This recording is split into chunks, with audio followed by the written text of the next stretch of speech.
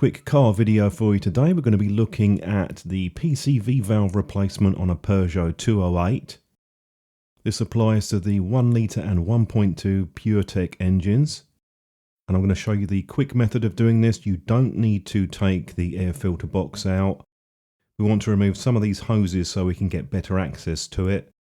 They have coloured tabs on the end, so you just need to push those in and you'll be able to release it.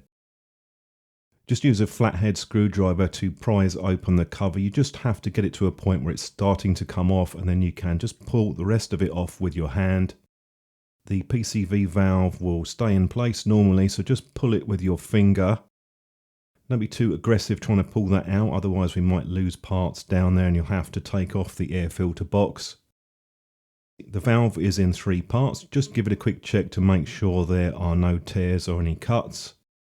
Sometimes the rubber material can harden. On the base of that there is a plastic part which holds that spring in position. You can just pull that off and you'll see it will be a bit greasy with some oil on there.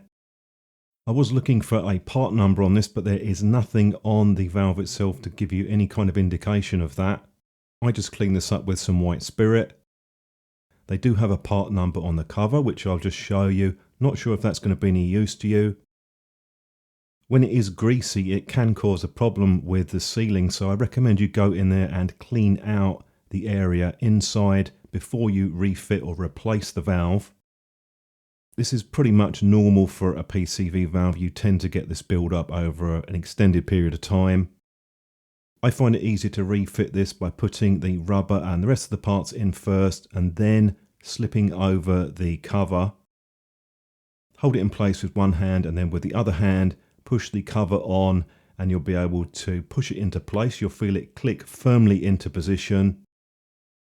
Next to that is an oil vapor pipe, which you can just check quickly if you want to. I'm just going to take that off with a socket.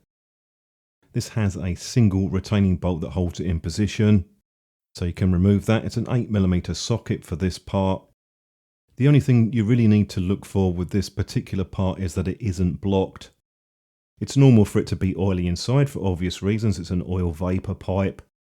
It's not essential to fully clean it out. You can give the O-rings a quick wipe over if you want.